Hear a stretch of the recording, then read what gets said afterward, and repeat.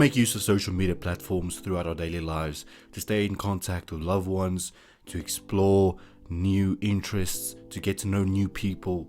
But what are some of the biggest problems with social media? In this video, we're going to be answering that exact question. And if you are interested in content like this, it is essential that you smash that subscribe button right now, and also go and follow me on social media, ironically, to interact with me and leave recommendations regarding the channel. Thank you for tuning in. Welcome to IT and Global. Let's get the ball rolling.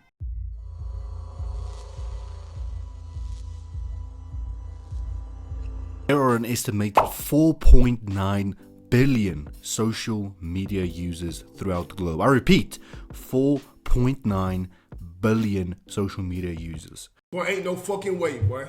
Now, this is bound to cause problems. We've already experienced the effects of social media, and one of those effects is false perceptions.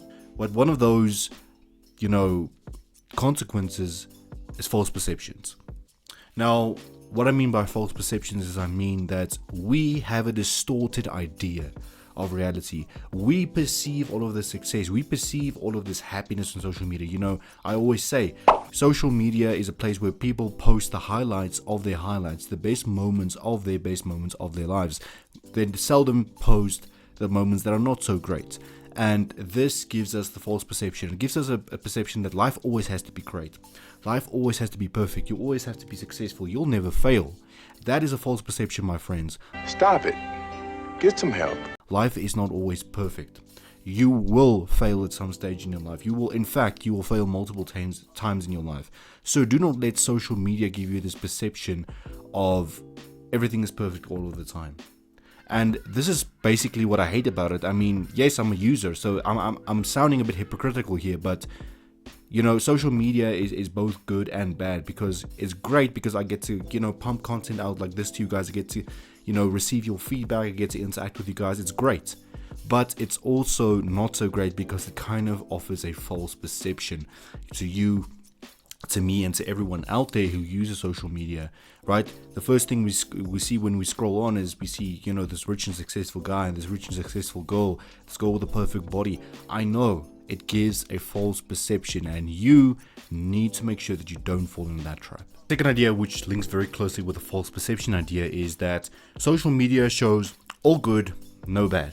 And as I explained in the previous section, immediately when we log onto Instagram, when we log into Facebook, we see all of this happiness going around. People are seemingly living these perfect lives. This one's getting married, this one is engaged, this one's gotten a new car, this one has gotten a promotion at work, this one has a successful business, and people love to post about this. And you know what? I'm guilty about it also.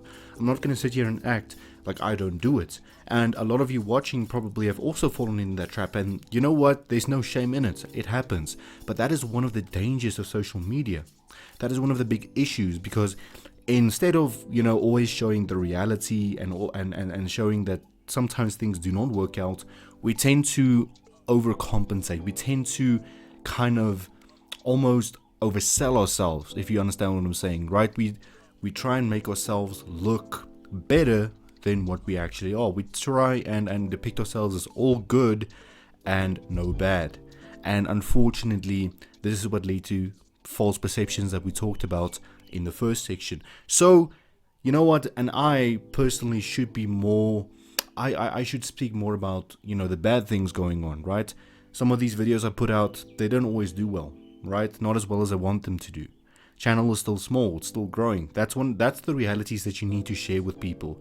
You need to share with people the realities, because they'll respect you so much more for doing that. So make it your mission today to not only always show the best version of yourself. Of course, try your best. But if you are not showing the best version of yourself, don't be disappointed, because it happens to everyone.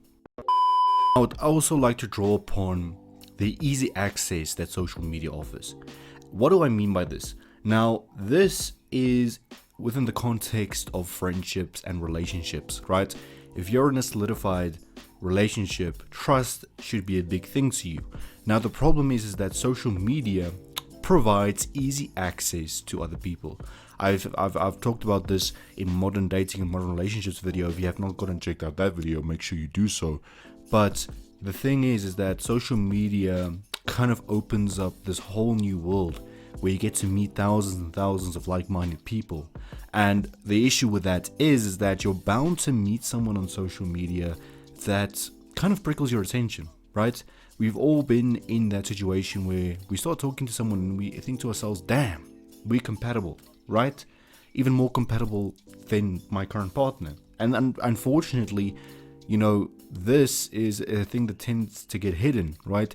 We end up speaking to someone on social media quite innocently, and then it ends up, brewing and ends up building into something that's becoming more serious while we're kind of still interested in someone in our real lives. We've all been guilty of this. I've been guilty of this, right? I'm not going to sit here and pretend I'm not guilty of this, okay? But the problem with that is that it kind of nullifies trust in relationship, because how are you ever going to be able to sleep peacefully at night knowing that your partner has access to all of these people, right? Which potentially could be better than you, right?